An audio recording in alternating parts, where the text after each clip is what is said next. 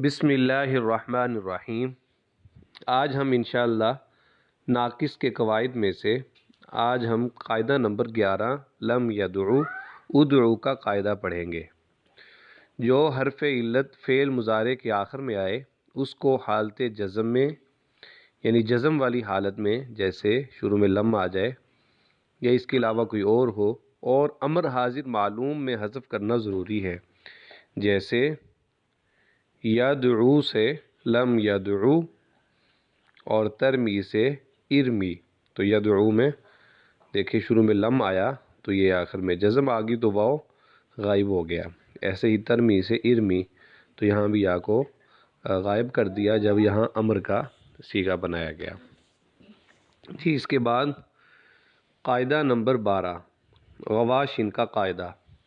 جو یا جمع منتہی الجموع کے آخر میں آئے حالت رفعی میں اور جری میں، یعنی رفع یعنی پیش والی حالت میں، جری یعنی زیر والی حالت میں، اس کو حذف کر کے اس کے بدلے ماقبل والے حرف کو تنوین دینا ضروری ہے، یعنی اس کو حذف کر دیں گے یا کو اور ماقبل جو ہے وہ تنوین دے دیں گے، جیسے بشرطے کے، پھر شرط بھی ہے کہ وہ جمع مضاف نہ ہو اور اس پر یعنی الف لام حرف تعریف بھی داخل نہ ہو، جیسے غواشی سے غواشن۔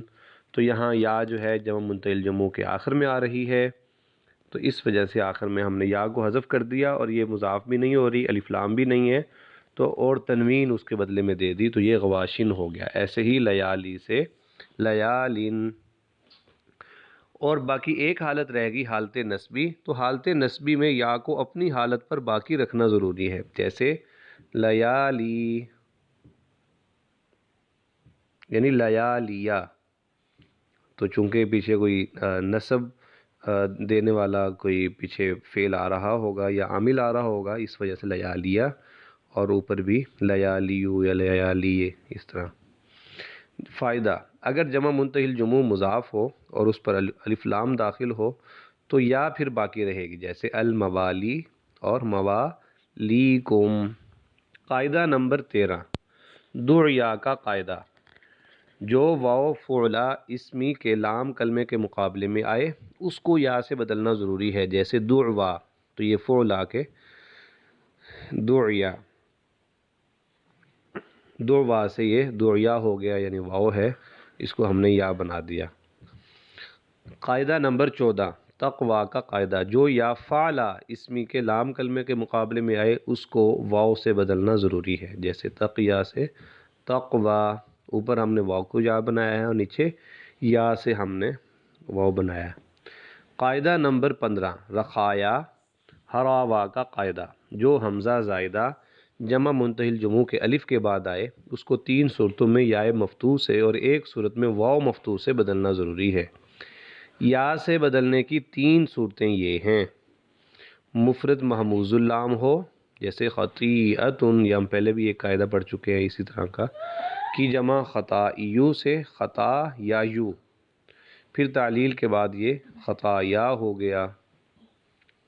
جی اس کے بعد دیکھیں نمبر 2 مفرد ناقص یائی ہو، جیسے قضیۃن کی جمع قضائیو سے قضایایو، یعنی حمزہ کو یا تو یہ قضایایو ہو گیا، پھر تعلیل کے بعد یہ قضایا ہو گیا۔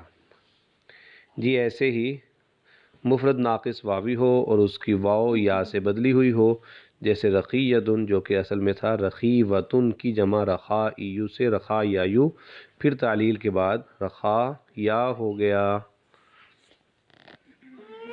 جی اس کے بعد دیکھیں نیچے حاشیہ میں لکھا ہوا ہے کہ اس میں تفضیل اسم کے حکم میں ہے، نیز یہی جمہور کا مذہب ہے، جبکہ بعض نحویوں نے اس میں تفضیل کو فعل صفتی بھی شمار کیا ہے۔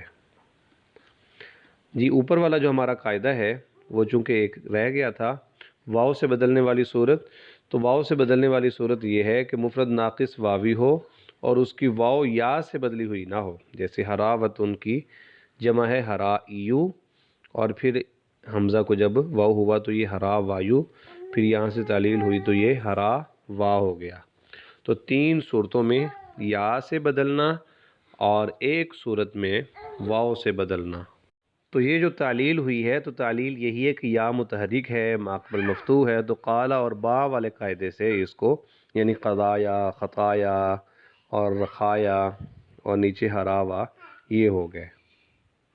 قاعدہ نمبر 16 المتعالی کا قاعدہ، جب اسم کے لام کلمے میں یا آ جائے تو اس کو حالت رفع اور جری میں حذف کرنا جائز ہے، جیسے المتعالی، تو یہاں اسم کے لام کلمے کے مقابلے میں یا آ رہی ہے،